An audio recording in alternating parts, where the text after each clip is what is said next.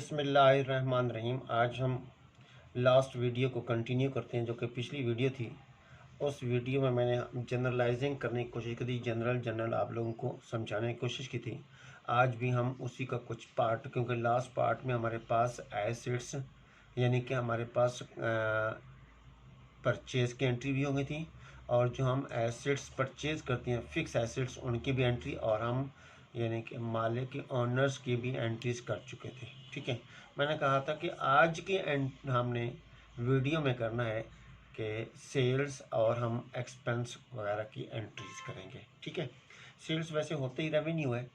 अच्छा, एक चीज़ और मैं आपको ख़ास तौर पर इस वीडियो में बताता जाऊँ कि आपका ये जो चैनल है, इस चैनल में आप ख़ास तौर पर इस तरह के टॉपिक, जो चीज़ समझ नहीं आ रही उसको बार बार सुनिएगा, और उसके बाद उसकी बार बार आप प्रैक्टिस भी करेंगे। ठीक है, जो चीज़ समझ नहीं आ रही आपने एक बार, दूसरी बार, तीसरी बार, क्योंकि अकाउंटिंग जो है वो प्रैक्टिस का नाम है। ठीक है, आपको समझ नहीं है एक बार, दूसरी बार सुने, तीसरी बार सुने, चौथी बार सुने, फिर उसके बाद आप बार बार उसकी प्रैक्टिस भी करें। ठीक है, तो आज हमारे पास पहले मैं ट्रांजैक्शन लिखता हूँ यहाँ पर कि सोल्ड, फर्स्ट ट्रांजैक्शन है हमारी sold goods on cash, cash transaction लिख रहा हूँ।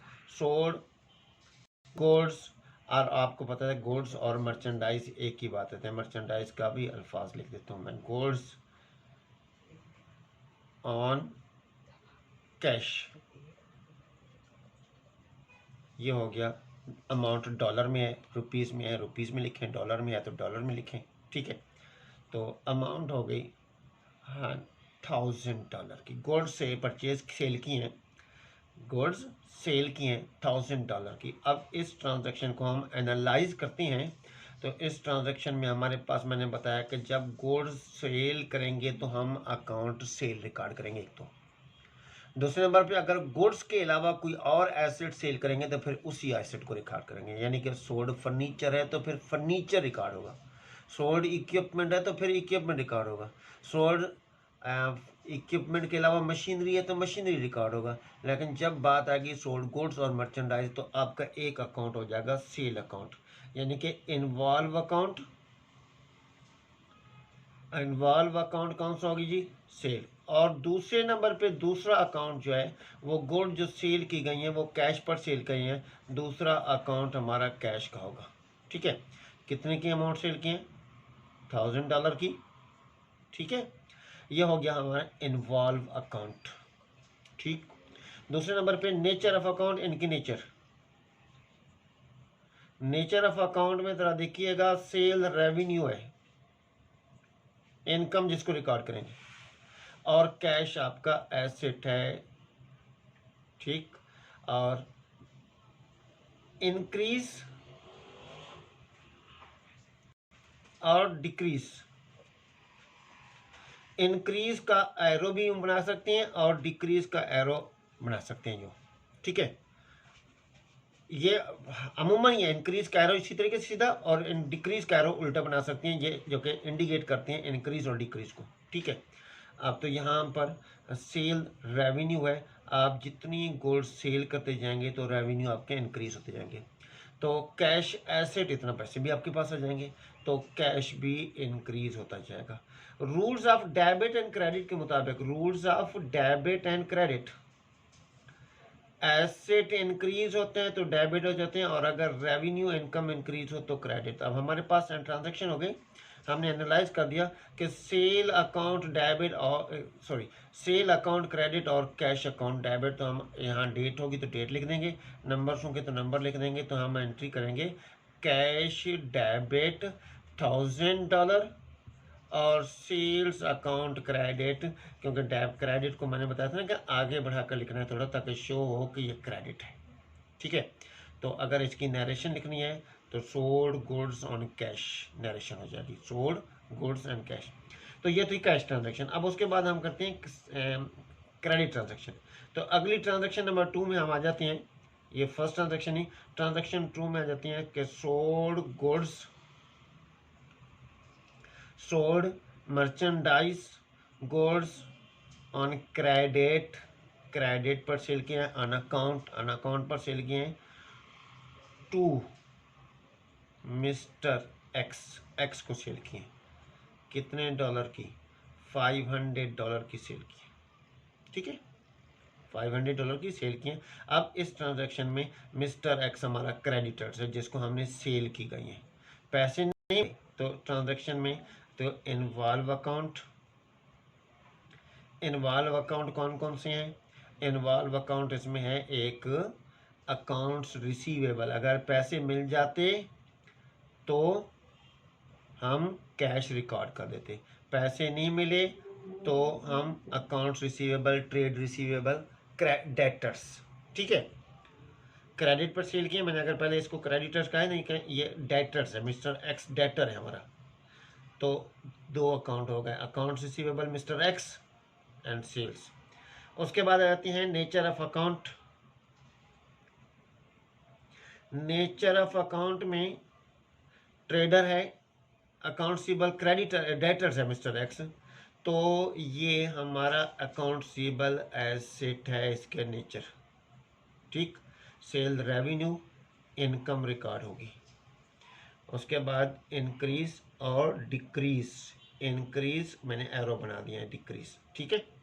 तो एसेट जब हम गुड्स सेल करते रहेंगे तो उस वक्त पैसे अगर नहीं मिलेंगे तो रिसीवेबल बढ़ता जाएगा, जब हम पैसे रिसीव कर लेंगे तो फिर रिसीवेबल डिक्रीज होगा, तो इसका मतलब है हमारा डेटर एक्स का अकाउंट इंक्रीज हो गया। और उसके बाद रेवेन्यू, जब गुड्स सेल करेंगे तो सेल हमारी इंक्रीज होती जाएगी, इनकम हमारी इंक्रीज होगी, ठीक। उसके बाद आते हैं rules of debit and credit, apply करेंगे rules of debit and credit.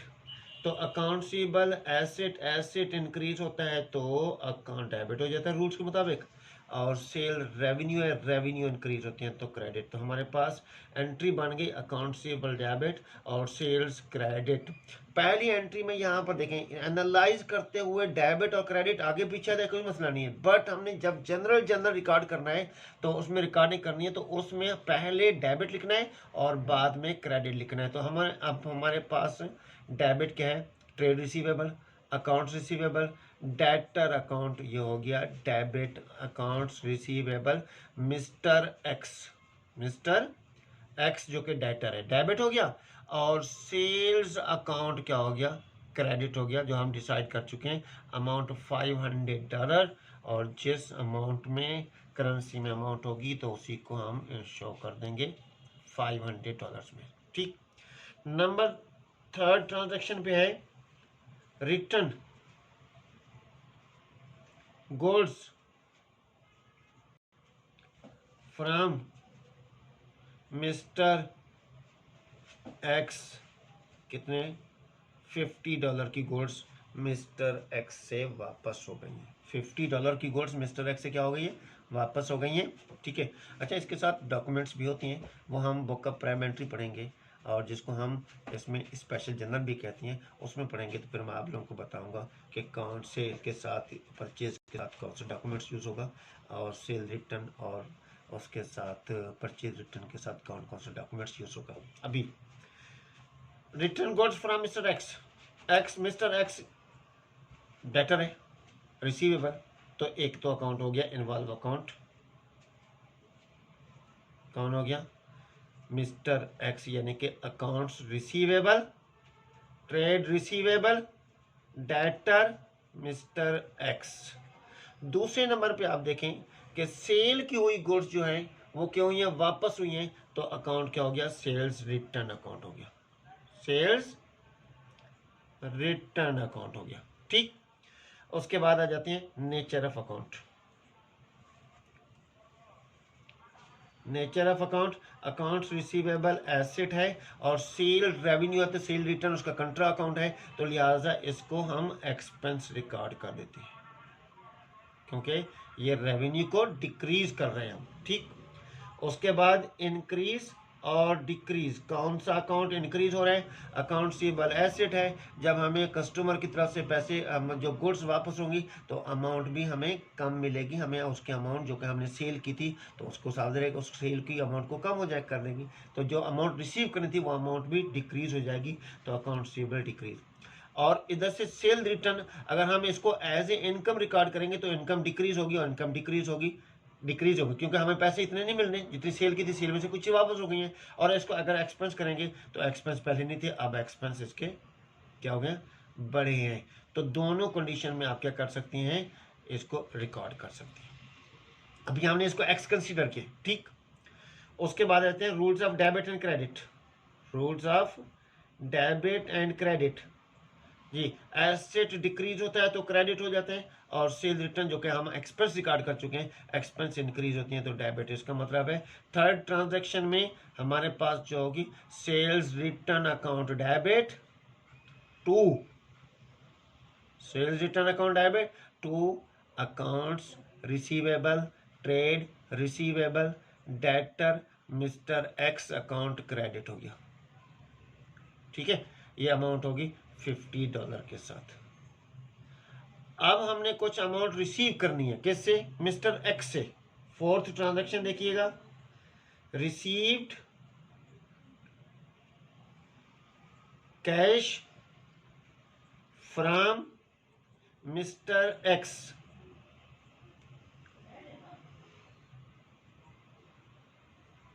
$250 की अमाउंट हमने रिसीव कर लिया मिस्टर एक्स से, ठीक है जी। मिस्टर एक्स से हमने जितनी अमाउंट रिसीव करनी थी उससे मिस्टर एक्स ने $250 की अमाउंट दे दी है। तो यहाँ पर अब इन्वॉल्व अकाउंट कौन कौन से हो गए, एक तो कैश मिल गया, कैश लिखेंगे, अगर चेक वगैरह होता तो बैंक रिकॉर्ड कर देते, ठीक है। तो अगर इसके पॉइंट ऑफ व्यू से देखें, इंटर लेवल पे जब तक चेक बैंक में डिपॉजिट नहीं होता उस वक्त इसको क्या रिकॉर्ड करती हैं, कैश। और अगर चेक बैंक में डिपॉजिट हो जाए तो फिर इसको रिकॉर्ड करती हैं बैंक। लेकिन अगर ओ लेवल और उसके एसीसी के पॉइंट ऑफ व्यू से देखें तो जैसे ही चेक मिलेगा तो चेक मिलते ही अब जो है हम ट्रांजैक्शन करेंगे बैंक, ठीक है। तो हमारे पास बैंक कैश अकाउंट हो गया, और दूसरा अकाउंट हो गया अकाउंट्स रिसीवेबल अकाउंट। दूसरा अकाउंट कौन सा हो गया, अकाउंट्स रिसीवेबल अकाउंट, ठीक है जी। ये हो गया nature of account, involve account हो गया इस ट्रांजैक्शन में। रिसीवेबल मिस्टर एक्स, ठीक है, क्योंकि मिस्टर एक्स डेटर है तो mister x. Nature of account, nature of account में कैश एसेट है, ठीक, और अकाउंट्स रिसीवेबल भी दोनों एसेट है। इस ट्रांजैक्शन में दोनों एसेट इन्वॉल्व है। अब यहाँ पर देखें increase and decrease, cash business में इन हो रहा है, बिजनेस में आ रहा है तो क्या हो गया, ये इंक्रीज हो गया। और अकाउंट्स रिसीवेबल, जब हम रिसीवेबल डेटर से पैसे ले लेंगे तो डेटर से फिर कम अमाउंट रिसीव करनी पड़ेगी अगली बार, क्योंकि अभी ये कुछ अमाउंट ले लिया है तो अब अमाउंट ये अकाउंट रिसीवेबल डिक्रीज हो जाएगा।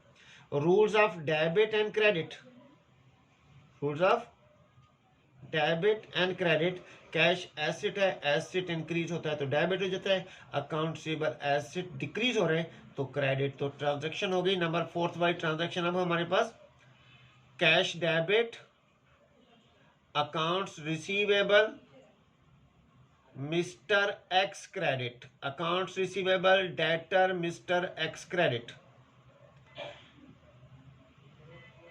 ठीक है। कितनी अमाउंट, $250 की अमाउंट रिसीव कर ली है, $250 की अमाउंट रिसीव कर ली है। तो ये 4 ट्रांजैक्शन हो गई। उसके बाद हम फिफ्थ ट्रांजैक्शन की एक्सपेंस की ट्रांजैक्शन कर लेते हैं।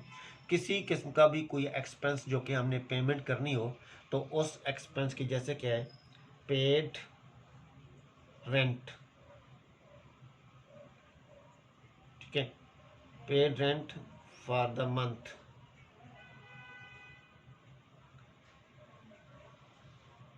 कितनी अमाउंट जी, ये अमाउंट है $100। अब यहाँ पर ट्रांजैक्शन में कौन सा है, इन्वॉल्व अकाउंट कौन सा है, इन्वॉल्व अकाउंट एक रेंट अकाउंट है, और दूसरा क्या पे किया, अगर कैश पे किया तो कैश होगा, और अगर चेक दिया है तो फिर बैंक में होगा, तो कैश अकाउंट होगी दूसरा अकाउंट। उसके बाद आ जाती है इनकी नेचर ऑफ अकाउंट में, nature of account, nature of account में रेंट हमारा एक्सपेंस है, एक्सपेंस हो गया, कैश एसेट अकाउंट हो गया।